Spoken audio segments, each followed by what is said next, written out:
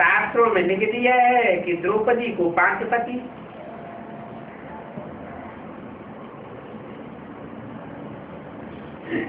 एक तरफ तो पुकारती है कि हमको दुशासन नगन करते हैं,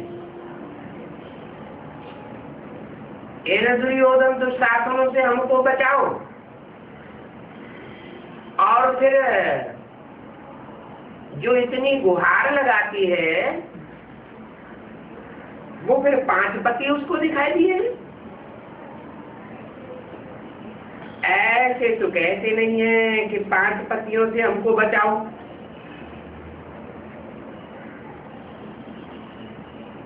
ये भी तो कहना चाहिए ना। 5 पति बनाए तो क्या ये विचार नहीं हुआ? तो बाप बैठ समझाते हैं कि भक्ति मार्ग में क्या क्या होता रहता है। ये बना बनाया खेल है, फिर भी होगा। शास्त्रों में फिर भी यही बकवास लिखेंगे। आजकल तो सन्यासियों ने भी बकवास करना शुरू कर दिया।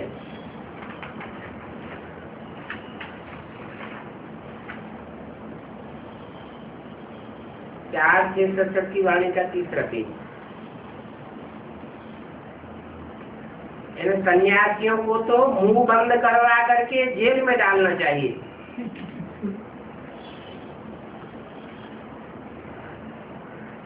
बाप कहते हैं गवर्नमेंट में पावर रहती है। ये धर्म गवर्नमेंट तो इररिलीजियस है। गवर्नमेंट का कोई धर्म ही नहीं है तो पावर भी नहीं है।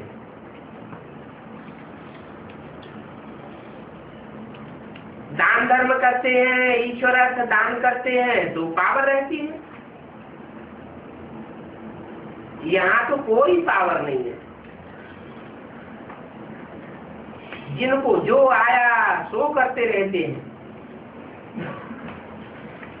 आज तो एक सिपाही भी जैसे राजा है।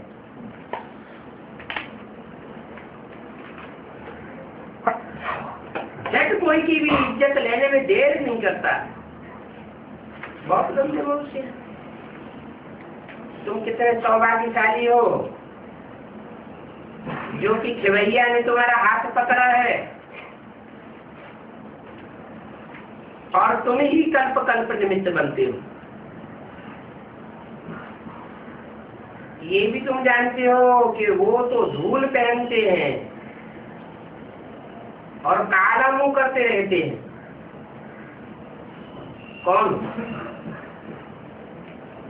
वो सन्यासी तो देह अभिमान की धूल पहनते हैं और काला मुंह करते हैं, और बाप तो तुमको गोरा बनाने आए।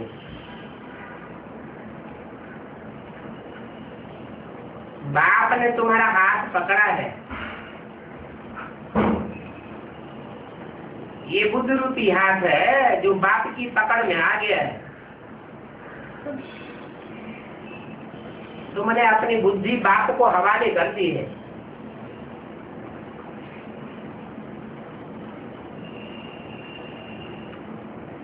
अगर कोई विकार में जाते हैं तो बाप कहते हैं कि लेना चाहिए तुमको, तुमने काला मुंह कर दिया। हम तुमको गोरा बनाने आए और तुम काला मुंह करते हो, तो 100 गुना दंड हो जाएगा। काला मुंह करने से एकदम चकनाचूर हो जाते हैं। फिर भी बाप कहते हैं अच्छा अभी अच्छी रीति मेहनत करो, रहम आ जाता है। 63 जन्म की रग पड़ी हुई है तो जल्दी तो छूटेगी नहीं, इसलिए रहम करते हैं। पहले पहले है ये देह अभिमान, ये है 5 विकारों का बाप। बाद में आते हैं काम क्रोध लोभ मोह अहंकार। देह अभिमान के बाद ही सब भूत आते हैं। तो देह अभिमान को त्यागने की मेहनत करनी है। अपन अपन को आत्मा समझना है और बाप को याद करना है। ये कोई कड़वी दवाई तो नहीं है, सिर्फ कहते हैं कि अपन को आत्मा समझ, बाप को याद करो। बाप की याद में तुम कहीं भी जाओ, तुम्हारी टांगें कभी थकेंगी नहीं। अगर पक्की याद होगी तो बहुत हल्के हो जाएंगे।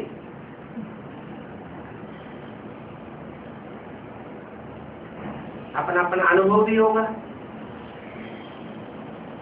बहुत थकान होती है और बाप की याद भी आती है तो थकान मिट जाती है।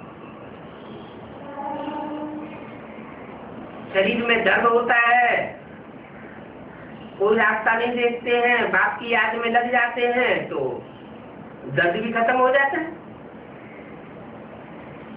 हल्कापन आता है ना, बाप हल्का है ना, तो हल्के बाप की याद से हल्कापन जरूर आता है।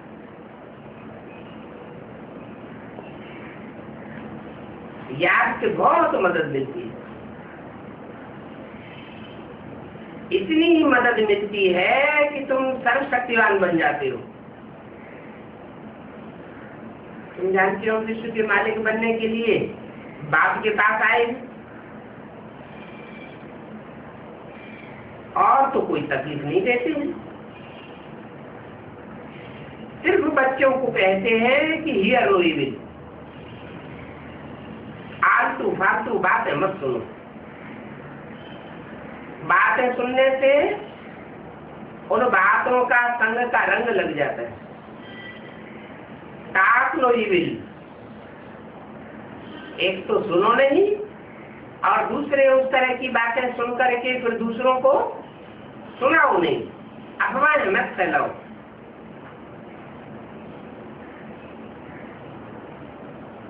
तीन विल, जब सुनते हैं बोलते हैं तो दिल होती है कि हम खुद भी देख करके पक्का करें ये बात ऐसे ही है या नहीं है। बाहियात झरमुरी झरमुरी झरमुरी की बातें कभी नहीं सुननी चाहिए। अच्छी अच्छी बातें सुनने से ही तुम फूल बनते हो। फिर तुम धोतियां क्यों बनते हो?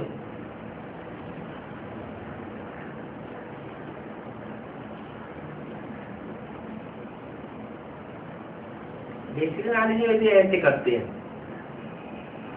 क्या? पर्सनल कोई की बातें, कमियों को कमजोरियों को सुनना और सुनाना, ये सब धूतीपन है। हम तो जानते हैं कमजोरी सबके अंदर है, कम को तो कोई नहीं बना है। तो दूसरों की कमियां कमजोरियां उनको उठाना, सुनाना, सुनना और वातावरण में फैलाना, उससे नई दुनिया बनेगी क्या?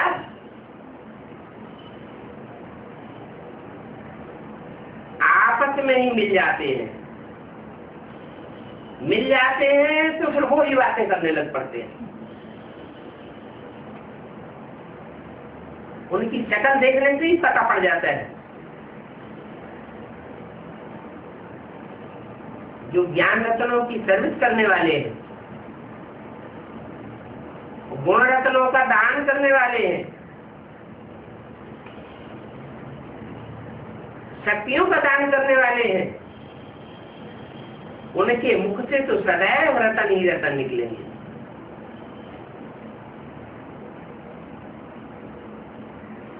ज्ञान की बातें करने के सिवाय और दूसरी कोई बातें करते हैं तो वो है पत्थर मारना।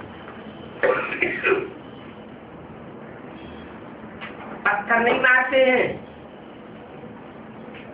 तो जरूर ज्ञान रतन ही देते होंगे। या तो पत्थर मारेंगे और या तो अविनाशी ज्ञान रतन देंगे। अपनी जांच करनी चाहिए।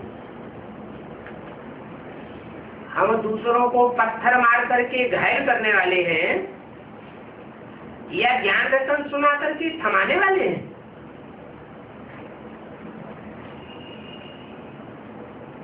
किसी को ज्ञान रतन नहीं देते हैं तो जरूर पत्थर ही देते हैं। मुख से सदैव ज्ञान रतन निकलनी चाहिए।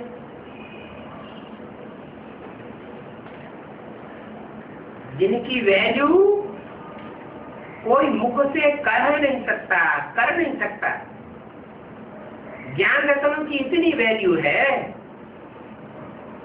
बाप आकर के तुमको ज्ञान रतन देते हैं।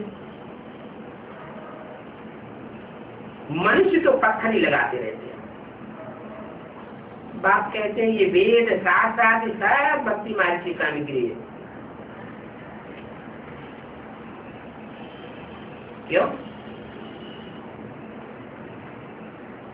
क्यों भक्ति मार्ग की सामग्री है वेद शास्त्र? क्योंकि वेद शास्त्र अनेक मनुष्यों के लिखे हुए हैं, अनेक मनुष्यों ने उनका इंटरप्रिटेशन व्याख्या की है। ज्ञान तो एक से आता है, ज्ञान सागर एक ही बाप है। जो ज्ञान देने वाला बाप है वो ही सर्व की सदगति करते हैं, बाकी तो सब अज्ञान सुनाते हैं। भक्ति मार्ग में सब दुर्गति ही कर देते हैं। बच्चे जानते हैं कि बहुत बहुत मीठा बाबा है। आधा तक से तुम गाते थे, तुम माता पिता हम बालक तेरे, तुम्हारी कृपा से सुख धने नहीं, तो कृपा करेंगे ना, घनेरे सुख देंगे ना। इतने घनेरे सुख कोई धर्म पिता दे नहीं सकता। 2500 वर्ष तक तुम घनेरे सुखों में रहते। भक्ति मार्ग में तो गाते रहते हैं, तुम माता पिता हम बालक तेरे, तुम्हारी कृपा से सुख घनेरे। जानते तो कुछ भी नहीं, अब तो कुछ भी समझते नहीं। बावनों लेखक सिर्फ गाते रहते। अभी बाप समझाते हैं कि अब भी जैसे कि मेंढरों की तरह ढांढा अगर करते रहते हैं तो बुद्धि भक्ति मार्ग में लटकी हुई है। बेसिक नॉलेज में भी गाते थे। क्या गाते थे? तुम माता पिता हम बालक तेरे, तुम्हारी कृपा से सुख घनेरे। सर सुख घनेरे हुए क्या?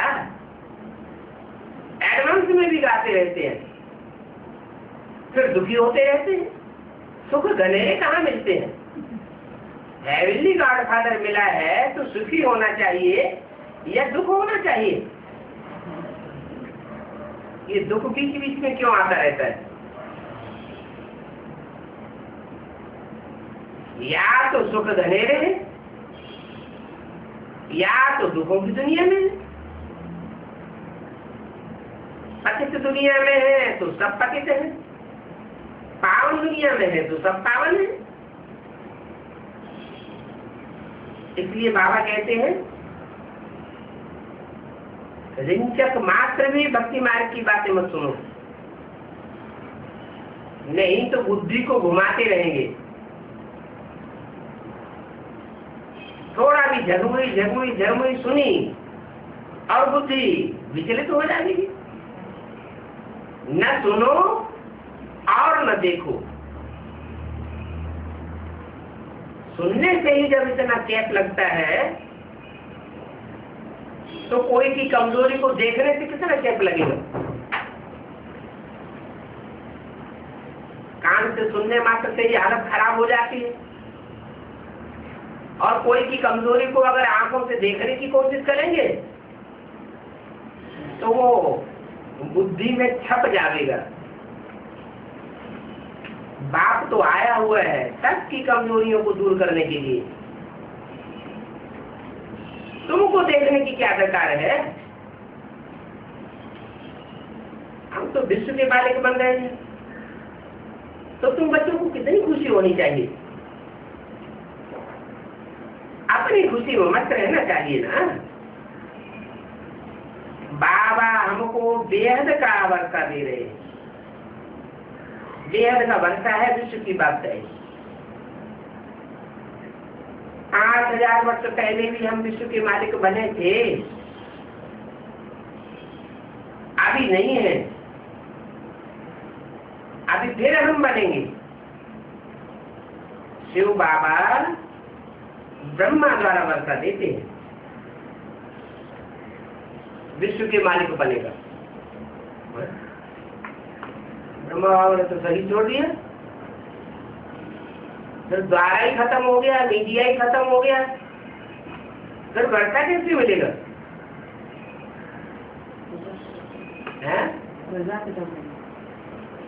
वर्षा जो है वो तो ब्रह्मा द्वारा गाया हुआ है। ब्रह्मा द्वारा ही स्वर्ग के गेट खोलेंगे, स्वर्ग के गेट खुलेंगे, ब्रह्मा ही निमित्त बनेगा। लेकिन जैसा नाम है ब्रह्मा, ब्रह्म माँ, बड़ी माँ, तो माँ का रूप भी तो होना चाहिए, चोला भी तो होना चाहिए। दादा लेखराज को अगर ब्रह्मा समझे तो वो तो पुरुष तल है। वो पुरुष चोले में जो ब्रह्मा होता है उसकी तो पूजा भी नहीं होती है, मूर्ति भी नहीं बनाई जाती है, मंदिर भी नहीं बनते हैं, क्योंकि पुरुष सब दुर्योधन दुशासन गाए हुए हैं।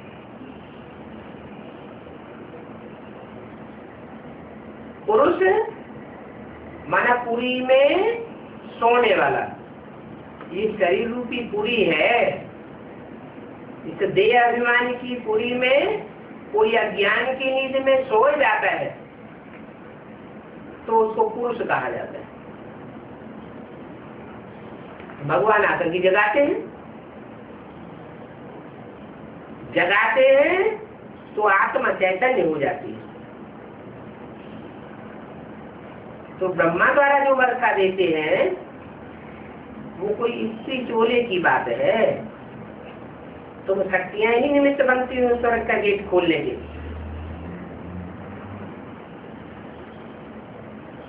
ब्राह्मण कुल जरूर चाहिए, भागीरथ कहने से भी समझ नहीं सकते हैं, इसलिए ब्रह्मा और उनका फिर कुल है। ब्रह्मा तन में प्रवेश करते हैं, इसलिए उनको भागीरथ कहते हैं। जिससे फिर बहुत ब्राह्मण बनते हैं। ब्रह्मा द्वारा शिव बाबा हमको विश्व की बादशाही दे रहे हैं, तो वास्तव में ब्राह्मण है ज्योति।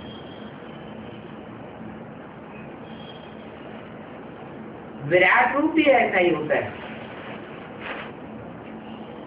ऊपर में शिव बाबा, फिर संगम भी ब्राह्मण जो कि ईश्वरीय संतान बनते हैं। ये आदि की बातें हैं। तुम जानते हो कि अभी हम ईश्वरीय संतान बने हैं, फिर बाद में हम दैवी संतान बनेंगे। दैवी संतान बनेंगे तो डिग्री कम हो जाएगी। ये लक्ष्मी नारायण की डिग्री भी कम है। कैसे?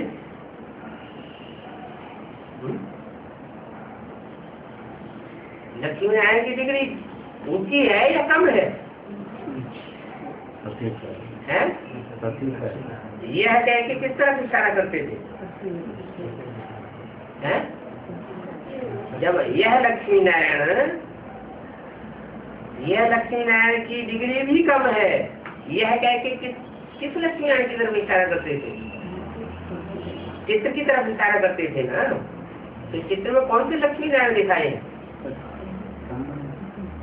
संगम की लक्ष्मी नारायण दिखाए। इनकी डिग्री कम कैसे है? ऊंचे के ऊंचे शिव बाबा है, फिर 3 पुरियों में ब्रह्मा विष्णु शंकर, बाद में बाद में लक्ष्मी नारायण।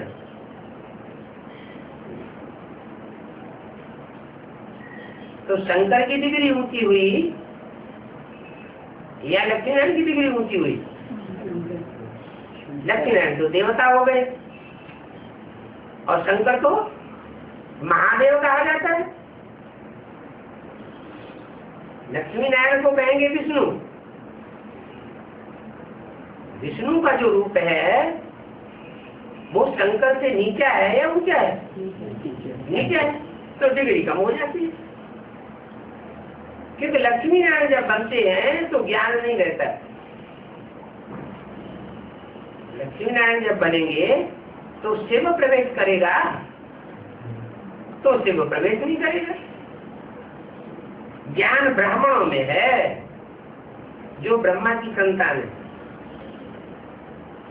ज्ञान बिगड़ मनुष्य को क्या कहेंगे? अज्ञानी कहेंगे। इन लक्ष्मी नारायण को अज्ञानी नहीं कहेंगे। क्यों?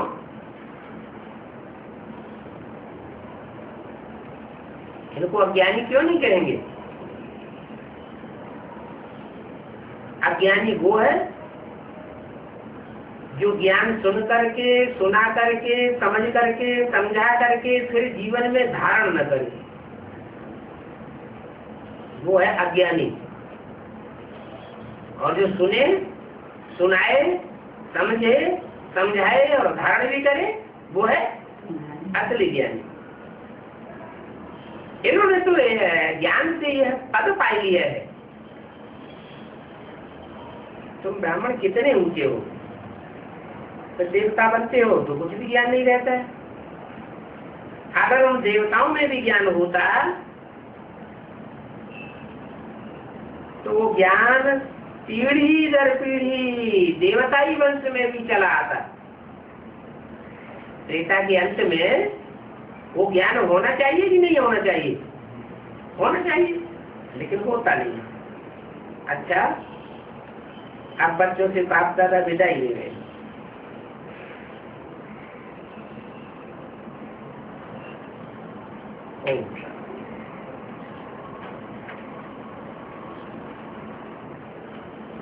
आज का प्रातः क्लास है 5 जून 1967। बाप जिनको रचयिता कहा जाता है। कौन सा बाप? जिनको रचयिता कहा जाता है। किसका रचयिता? नई दुनिया का रचयिता। नई दुनिया का रचयिता जो बाप कहा जाता है, उस नई दुनिया को स्वर्ग कहते हैं। स्वर्ग कहो, सुखधाम कहो।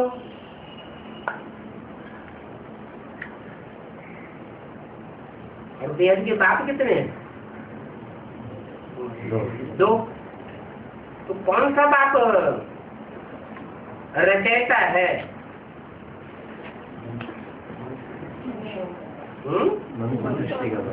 मनुष्य शक्ति का बाप, जिसमें शिव सुप्रीम सोल प्रवेश करते हैं, वो है मनुष्य शक्ति का रचयिता, नई दुनिया का रचयिता। इसलिए बोला बाप जिनको रचयिता कहा जाता है। शिव ज्योतिबिंदु को रचयिता नहीं कहेंगे क्या? शिव ज्योतिबिंदु वो रचयिता भी नहीं है और रचता भी नहीं है। वो तो सिर्फ ज्ञान देता है। क्या क्रिएट करता है? जो मनुष्यों में ज्ञान नहीं है, उस ज्ञान को उन मनुष्यों में क्रिएट करता है, पहचान देता है कि तुम आत्मा हो। बन स्वर्ग को तुम सुखधाम कहते हो। सुखधाम नाम कहते रहते हैं, परंतु अर्थ तो नहीं समझते हैं। कृष्ण के मंदिर को भी सुखधाम कह देते हैं।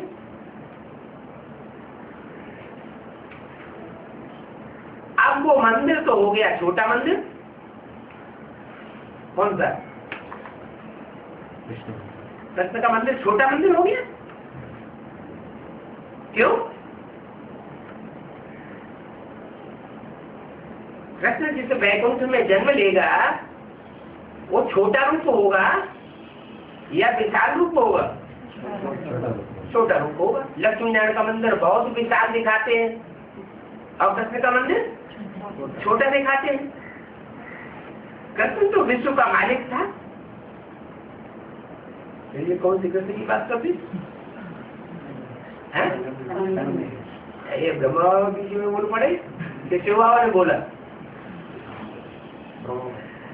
दोनों ने बोला। देह के मालिक को जैसे कि हद का मालिक बना देते हैं।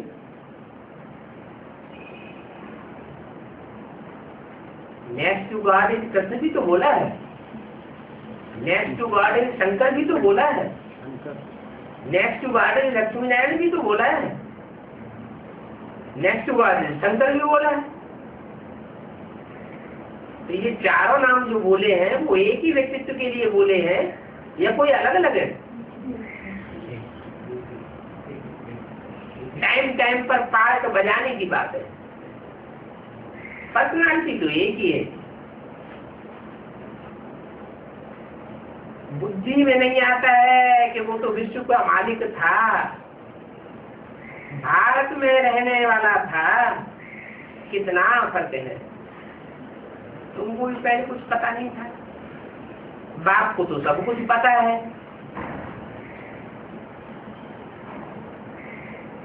वो सच की आदिवासी जंतु को जानते हैं। ये कौन से बाप है? और सृष्टि का रचयिता बाप कौन सा है?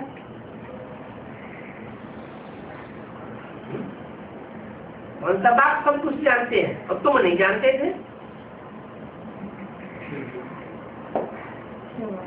जो ज्योति बिंदु आत्माओं का बाप है वो सब कुछ जानते हैं और तुम नहीं जानते थे। मना बिंदु बिंदु आत्माओं का जो सुप्रीम सोल बाप है उसका पहला बच्चा कौन? शंकर। उसके लिए बोला तुम नहीं जानते थे, अभी तुम जानते हो। जानते हो तो तुम पुरुषार्थ भी करते हो याद का। शंकर को याद में बैठा हुआ दिखाते हैं ना। क्यों याद करता है? ये तपस्या क्यों करता है?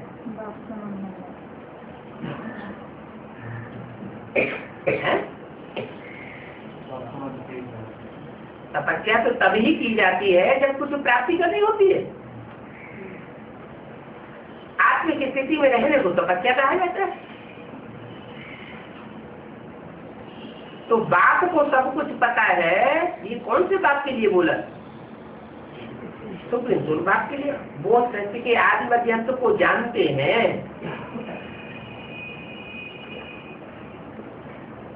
अब तो तुम बच्चे भी जानते हो। दुनिया में ये भी कोई को पता नहीं है कि ब्रह्मा विष्णु शंकर कौन है।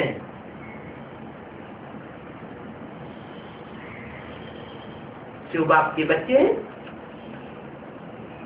ब्रह्मा भी विष्णु भी और शंकर भी बाप के बच्चे हैं। ब्रह्मा विष्णु शंकर ऊंचे ऊंचे या उनका बाप ऊंचे ऊंचे? बाप को ऊंचे ऊंचे कहेंगे। कैसे? किस रूप में ऊंचे ऊंचे?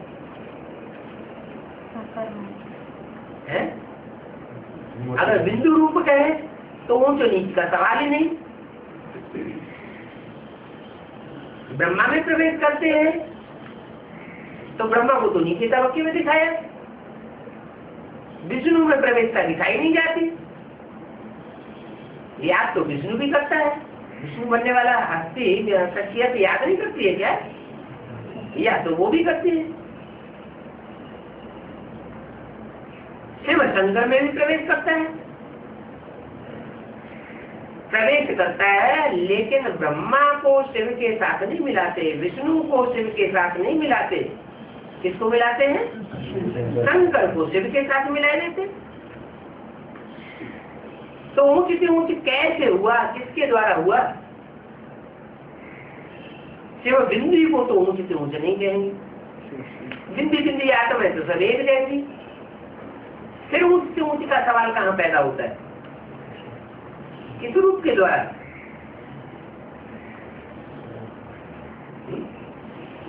शंकर के द्वारा।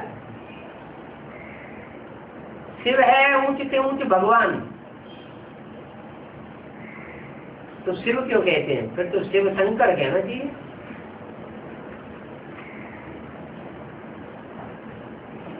शिव माना कल्याणकारी, तो कल्याण जो है बिंदी बन करके किया जाता है, या कोई में प्रवेश करके साकार बने तब कल्याण करेगा? प्रवेश करके कल्याण हो सकता है। अच्छा, फिर ये प्रजापिता ब्रह्मा कहां से आया?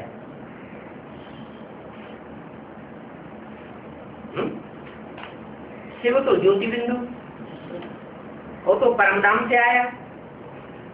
ये प्रजापिता ब्रह्मा कहां से आया?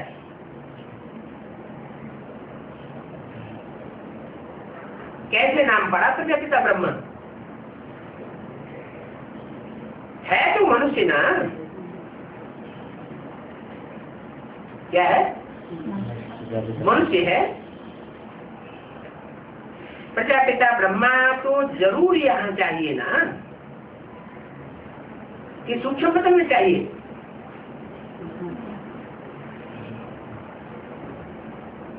साकार सृष्टि में प्रजा है, तो प्रजा का पिता भी साकार सृष्टि में चाहिए, जिससे ब्राह्मण पैदा हो। प्रजापिता माना ही मुख से प्राप्त करने वाला।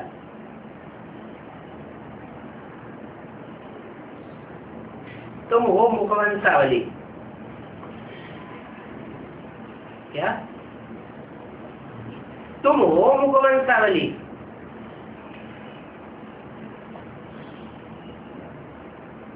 अब तुम जानते हो कि कैसे ब्रह्मा को बाप ने अपना बना करके मुखवंशावली बनाई। कैसे बनाई है? तुम जानते हो कि कैसे ब्रह्मा को बाप ने अपना बनाकर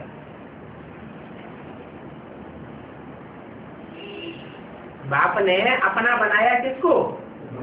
ब्रह्मा को। फिर मुखवंशावली बनाई, इनमें प्रवेश भी किया।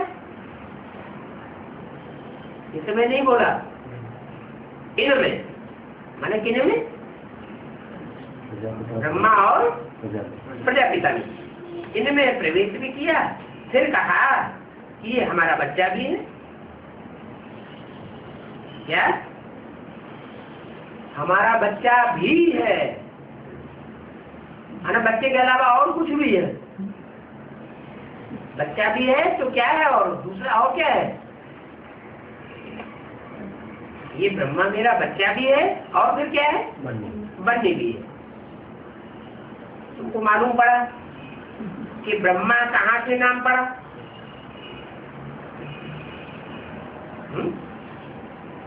कहाँ से नाम पड़ा? अभी ये ब्रह्मा नाम कहाँ से शुरू हुआ? माउंट आबू में तो ब्रह्मा कुमारी ईश्वरी विश्वविद्यालय शुरुआत नहीं किया। जब दिल्ली में आए, दिल्ली में सेवा हुई, तो फिर वहाँ नाम रख दिया प्रजापिता ब्रह्मा प्रजापिता नहीं, ब्रह्मा कुमारी ईश्वरी विश्वविद्यालय। तो वहाँ तो प्रैक्टिकल में लिखना शुरू हुआ, लेकिन बुद्धि में तो ये ब्रह्मा शब्द पहले आया होगा ना। तो ये कहाँ से आया? ये ब्रह्मा नाम कहाँ से आया? दिल्ली में आया, या माउंट आबू से आया, या और कहीं से आया? अरे बुद्धि में शुरुआत तो कहीं से हुई होगी। कराची से आया, क्योंकि कराची से मुरली चलना शुरू हुई। उससे पहले बाबा मुरली नहीं चलाते थे। तो जहाँ से ब्रह्मा के तन में, दादा लेखराज के तन में मुरली का चलाना शुरू हुआ, वहां से ये बुद्धि में बात आई कि ये है ब्रह्मा। ब्रह्मा के मुख से वेद निकले, शास्त्रों में लिखा है ना, ब्रह्मा के मुख से वेद निकले। वेद माना जानकारी निकली, ज्ञान निकला। तो ज्ञान तो ब्रह्मा के मुख से ही निकलता है। तो नाम पड़ा ब्रह्मा। कैसे पैदा हुआ मनुष्य तो कुछ भी नहीं जानते। कैसे पैदा हुआ ब्रह्मा? प्रजापिता ने ब्रह्मा को बच्चे के रूप में एडाप्ट किया, फिर बंदी भी बनाया।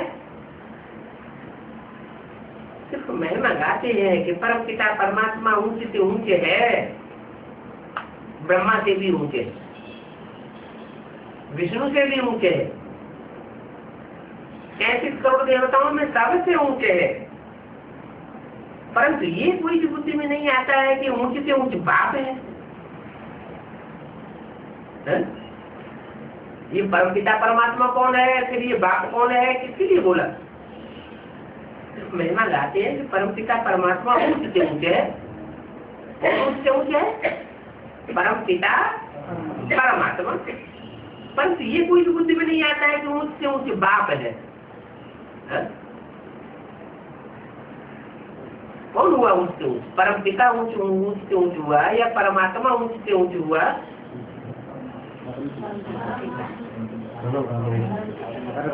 परमात्मा। परमपिता जिसका नाम है बिंदु बिंदु आत्मा, बिंदु बिंदु आत्माओं का बाप, उसको ऊंच से ऊंच कहेंगे? बिंदु को तो ऊंच से ऊंच और नीच से नीच की बात शादी भी नहीं होती। तो हम सर्व आत्माओं का पिता है ये कह देते हैं। वो भी बिंदु रूप है। उनकी बुद्धि में सत्य के आत्मजन्य का ज्ञान है, वो भी बिंदु रूप है। ये भी क्यों लगा दिया है? जैसे सुप्रीम सोल ज्योति बिंदु बिंदु रूप है, वैसे ही जो सच्ची मनुष्य सच्ची का पिता है वो भी बिंदु रूप है। उनकी बुद्धि में सत्य के आदि मध्य अंत का ज्ञान है। अभी तुमको भी नॉलेज मिली, आगे यह ज्ञान जरा भी नहीं था। मनुष्य सिर्फ कहते रहते हैं ब्रह्मा विष्णु शंकर, परंतु जानते तो नहीं है। तो फिर जो नहीं जानते हैं ये उनको समझाना है। क्या क्या समझाना है? कि ब्रह्मा कौन है, विष्णु कौन है और शंकर कौन है। बेसिक नॉलेज में जो मनुष्य है वो नहीं जानते। जो बेसिक नॉलेज वाले मनुष्य हैं वो नहीं जानते कि ब्रह्मा विष्णु शंकर कौन है? उन्होंने भी चित्र तो बनाए हैं, लेकिन एक्यूरेट चित्र तो है नहीं। अगर एक्यूरेट चित्र बनाए हैं और जानते भी हैं तो फिर बता देगी। तुम्हारी बुद्धि में बैठा है कि ब्रह्मा का पार्ट कौन बजाता है, वो शरीर रूपी वस्त्र कौन है, विष्णु का पार्ट कौन बजाता है, बैलेंस का प्रैक्टिकल पार्ट में कौन आता है, प्योरिटी को प्रैक्टिकल रूप में जीवन में पहले पहले कौन धारण करता है, और शंकर का पार्ट कौन है। तुम्हारी बुद्धि में बैठता है और कोई की बुद्धि में आता नहीं है, तो फिर उनको समझाना है। किनको समझाना है? पहले बेसिक वालों को पहले समझाना है। नहीं जानते हैं तो फिर उनको बेसमझ कहा जाता है। कभी कोई चित्र बना देंगे, कभी कोई चित्र बना देंगे। पहले साक्षात्कार से चित्र बनाए, फिर बाद में वो चित्र हटाए दिए, फिर नए ही ब्रह्मा विष्णु शंकर के चित्र बनाए दिए, फिर बाद में क्या किया? अभी मेगा प्रोग्राम करते हैं तो फिर 3 दादियों का चित्र बना देते, ऊपर से नीचे 3 दादियां। तो मुझे हुए है ना, जो मुझे हुए हैं नहीं समझते हैं, कभी कुछ करते रहते हैं। सच्चाई तो एक होती है कि अनेक होती है? सच्चाई का तो एक रूप होना चाहिए। तो फिर उनको बेसमझ कहा जाता है। अब तुम समझदार बने हो, जानते हो कि बाप ज्ञान का सागर है, हमको ज्ञान सुनाते हैं, हमको पढ़ाते हैं। सारी दुनिया समझती है कि कृष्ण पढ़ाते हैं। कौन सी सारी दुनिया है? ब्राह्मणों की संगति की दुनिया में जो बेसिक नॉलेज वाले हैं वो समझते हैं कि हमको कृष्ण पढ़ाते हैं। माना कृष्ण उर्फ दादा लेखराज की आत्मा पढ़ाती है गुलजार दादी में आकर के। क्या पढ़ाते हैं? गीता पढ़ाते हैं। समझते हैं गीता से राजयोग सिखाया। राजयोग के लिए तो फिर विनाश भी जरूर चाहिए। राजयोग सिखाया तो राजयोग सिखाने के बाद फिर रिजल्ट क्या हुआ है? गीता ज्ञान से राजयोग सिखाया, फिर उसका रिजल्ट क्या हुआ? विनाश हुआ ना। महाभारत युद्ध हुआ ना। विनाश तो जरूर चाहिए, क्योंकि राजयोग है सतयुग के लिए, पुरानी दुनिया के लिए राजयोग नहीं है। राजयोग की प्रारब्ध नई दुनिया में मिलेगी। जब तक ये पुरानी दुनिया है और पुरानी दुनिया में हम रहे पड़े हैं, तब तक राजयोग की प्रारब्ध हमको मिल नहीं सकती। जरूर पुरानी दुनिया का विनाश चाहिए। तो विनाश के लिए फिर ये महाभारत लड़ाई। गीता में तो है कि भगवान ने आकर के ज्ञान सुनाया, राजयोग सिखाया, तो विनाश हुआ। आसुरी संप्रदाय का विनाश हुआ और दैवी संप्रदाय की स्थापना होती है। जो नर हैं, नर से नारायण बनने का पुरुषार्थ करते हैं, वो नर अर्जुन नारायण बनते हैं। नारियां लक्ष्मी जैसी बनती हैं। तो ऐसे लक्ष्मी नारायण जैसे जो बनते हैं, यथा राजा तथा प्रजा, उनकी दुनिया अलग होनी चाहिए और पुरानी दुनिया अलग होनी चाहिए। आधा कंठ से लेकर तुम भक्ति मार्ग के शास्त्र पढ़ते आए हो, परंतु ये राज तो तुम्हारी बुद्धि में नहीं बैठा। क्या कि भगवान जब आते हैं तो पुरानी दुनिया खलास हो जाती है और नई पावन दुनिया शुरू हो जाती है। और भक्ति की बुद्धि में क्या बैठा है कि भगवान आकर के पढ़ाई पढ़ाते हैं कृष्ण भगवान के रूप में, और फिर भी पापी कलयुग की दुनिया बची रहती है। पापी कलयुग की दुनिया खलास हो जाती है, बची रहती है। वो तो द्वापर में समझते हैं कि द्वापर में कृष्ण आया, तो द्वापर के बाद रिजल्ट क्या आता है? पापी कलयुग की दुनिया भी बनी रहती है, रिजल्ट तो कुछ भी नहीं हुआ। अभी तुम बाप से सुनते हो, बाप तुमको कोई शास्त्र बैठ करके नहीं सुनाते हैं, वो सब भक्ति मार्ग के शास्त्र। भक्ति जो करते हैं वो भी शास्त्रों में ही नूत है। भक्ति का ज्ञान कहाँ से आता है? रावण से आता है, लेकिन रावण के हाथों में क्या दिखाते हैं? वेद शास्त्र दिखाते हैं। तो उन वेद शास्त्रों से ही भक्ति का ज्ञान भी आता है। जो भक्ति में है उनको तो ज्ञान का पता ही नहीं है। भक्ति वालों को ज्ञान का रिंचक मात्र भी पता नहीं है। वो सब उनकी भक्ति ठहरी। जाप करना क्या मुख से बोलते हैं ना, नाम रटते रहते हैं, उससे कुछ होने वाला नहीं है। जब बुद्धि की एक्टिविटी याद नहीं आती है तो क्या करते हैं? मुख से जाप करते हैं। तप करना, शरीर को तपाते हैं।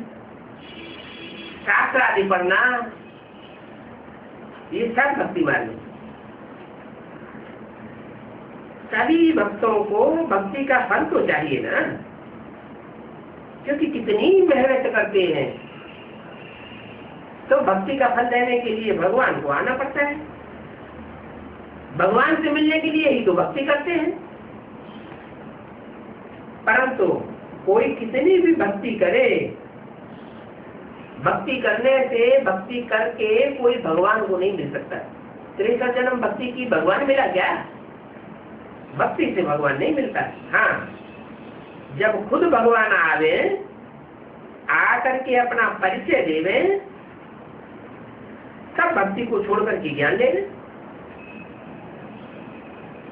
फिर ज्ञान से होती है सदगति। क्या भगवान मिलता है, आकर के ज्ञान देता है, ज्ञान से सदगति होती है।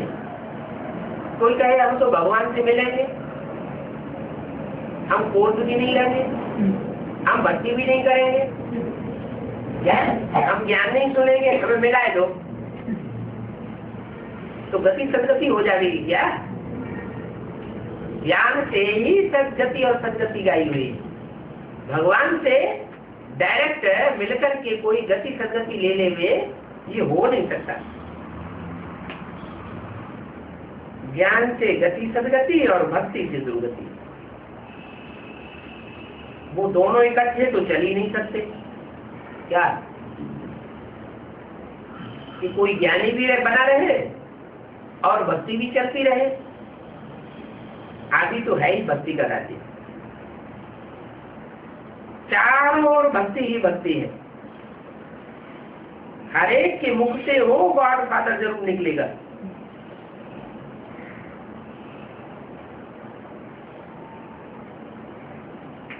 है? वो गॉड फादर जब शब्द मुख से निकलता है, इसके साथ क्या होता है? वो कब कहा जाता है? कोई दूर है, कोई दूर वाले को बुलाते हैं ना, तो कहते हो तो दूर है, नजदीक नहीं है। तो भक्ति मार्ग में होता है दूर और ज्ञान मार्ग में होता है नजदीक। माने अव्यक्त स्टेज जिनकी बन जाती है, उनके लिए तो पास में ही है। और साकारी स्टेज है तो बुलाते रहते हैं, इधर आओ, उधर आओ, हमारे पास आओ, उधर क्यों गए, हमारे पास क्यों नहीं आए? तो वो सब हो गई क्या? वो सब हो गई भक्ति। खुदा जब तक अव्यक्त न बने, अव्यक्त अर्थात आत्मा न बने, तब तक ज्ञान परिपूर्ण नहीं होता। देह अभिमान है तो देह के नजदीक होने की इच्छा होती है। देह अभिमान चूर चूर हो जाए तो भगवान जैसे साथ में है। मैं आत्मा ज्योति बिंदु और परमात्मा बाप हमारे ज्योति बिंदु हमारे साथ ही है। बिंदी से आत्मा और परमात्मा दोनों अलग हो ही नहीं सकते। अलग तब होते हैं जब देवहन होता है। तो ज्ञान और भक्ति इकट्ठे नहीं कर सकते। अभी सारी दुनिया में भक्ति का राज्य है। सभी भक्त ही भक्त हैं। क्यों है भक्त? है? क्या पूछ दिया?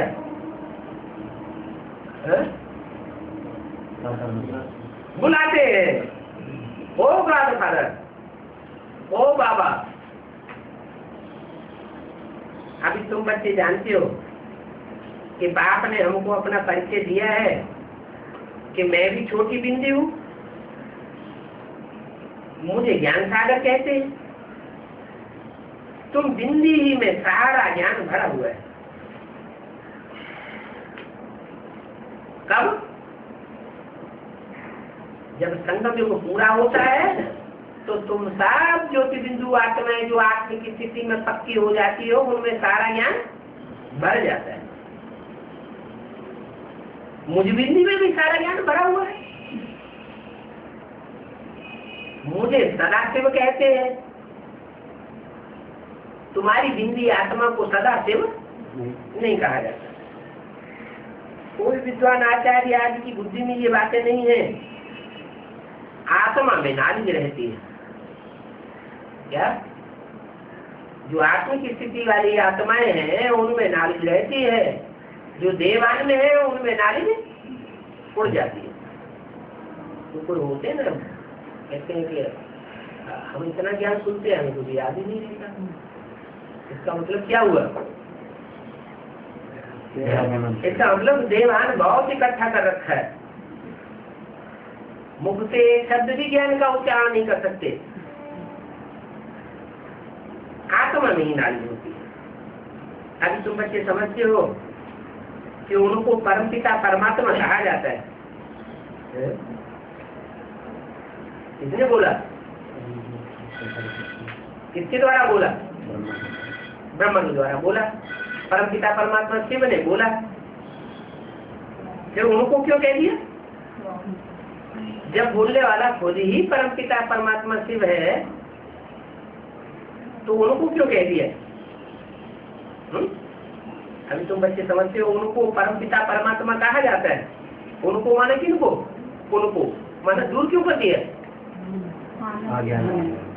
कि ब्रह्मा के द्वारा परमपिता परमात्मा का रूप नहीं है, गीता का भगवान का स्वरूप नहीं है।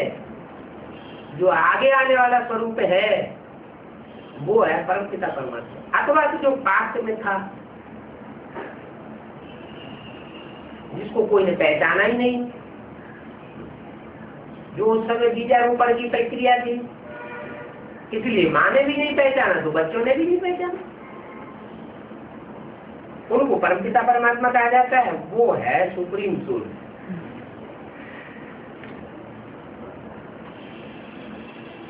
सुप्रीम माना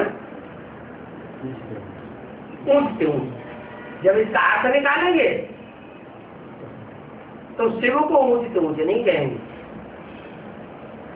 शिव का कंपैरिजन कोई के साथ नहीं किया जा सकता। फिर कौन है ऊंच से ऊंच?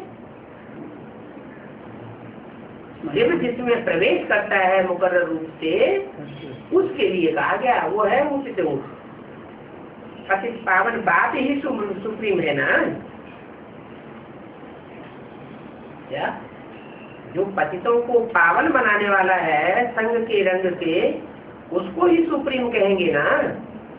जो संघ के रंग में आकर के खुद ही पतित बन जाए उसको सुप्रीम कहेंगे क्या? सुपरमेसी की अथॉरिटी वाला कहेंगे क्या? जो भी साधु सन्यासी हैं, जो भी महात्माएं हैं, जो भी धर्म पिताएं हैं, वो इस दुनिया में आकर के संघ के रंग में आकर क्या बन गए? सब पतित बन गए। तो जो पतित बन गए उनको पतित पावन कहेंगे क्या? पतित पावन अर्थात सुप्रीम। सुपरमेसी का पार्ट बजाया।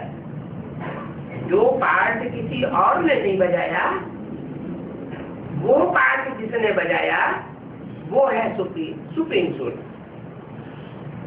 मनुष्य हे भगवान कहेंगे तो उनको शिवलिंग याद पड़ेगा।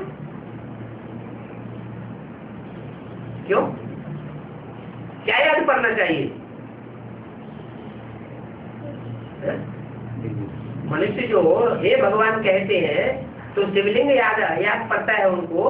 तो ये सही याद पड़ता है या गलत याद पड़ता है?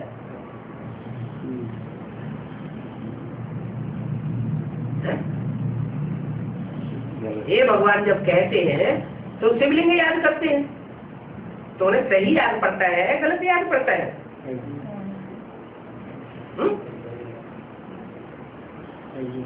वो भी यथार्थ रीति से नहीं है। शिवलिंग का जो अर्थ है वो यथार्थ उनकी बुद्धि में नहीं बैठा है, क्योंकि जानते हैं कि जो शिवलिंग है वो तो बड़ा रूप है और उसमें हीरा जड़ा हुआ है बिंदु के रूप में। तो वो हीरा तो है वास्तव में शिव, और जो बड़ा रूप है वो क्या है?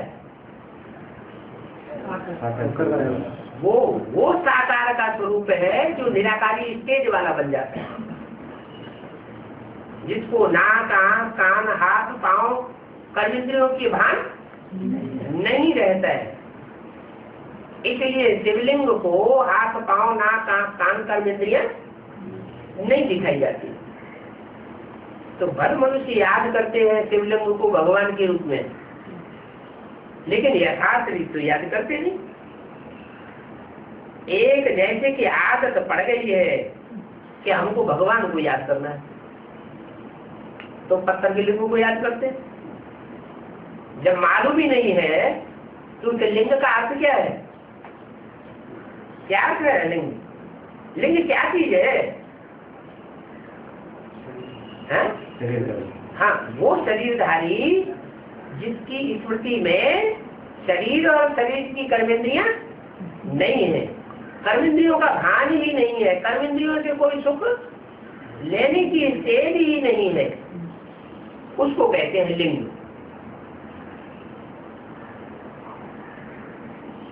फिर कहते रहते हैं भगवान ही सुख दुख देता है। फिर जिसको अपनी कर्मेंद्रियां है ही नहीं, वो सुख कैसे देगा? सुख कैसे देगा? कर्मेंद्रियां होंगी तो सुख दुख देगा, या बिना कर्मेंद्रियों को सुख दुख देगा? है? कहते हैं तू ही सुख देता है, तू ही दुख देता है। भगवान जब निराकारी स्टेज वाला है तो सुख और दुख देगा क्या? तो सवाल ही पैदा नहीं होता। न वो दुख देगा न वो सुख देगा, वो तो परे की स्टेज है, सुख दुख से परे की स्टेज। हाँ, ज्ञान सुनाता है मुख से तो सुख देता है, उस ज्ञान को प्रैक्टिकल जीवन में मनुष्य धारण करते हैं तो सुखी होते हैं, स्वर्ग बनता है, स्वस्थिति में स्थित होते हैं तो सब सुखी हो जाते हैं, सुखधाम बन जाता है। तो मनुष्य तो ऐसे ही कह देते हैं कि भगवान ही सुख दुख देता है। क्या दुनिया का विनाश होगा तो क्या समझेंगे? अरे भगवान आया, कितना दुख हो गया सच्ची। अब भगवान सुख दुख थोड़े देता है। अभी तुम तो ऐसे नहीं कहेंगे, कैसे कि भगवान ही सुख दुख देता है। यहाँ ज्ञान में चलने वाले भी बहुत से ऐसे हैं, बेसिक नॉलेज वाले भी हैं और एडवांस वाले भी ऐसे हैं। कोई जीवन में कोई दुख आ जाता है, कोई ऐसी परिस्थिति आ जाती है तो ज्ञान ही छोड़ देते हैं, कहते ज्ञान से कोई फायदा नहीं, इतना दुखी होना पड़ता है। अब भगवान तो आकर के क्या फायदा हुआ, हमको दुखी बना दिया, हम नहीं मानते ऐसे भगवान को।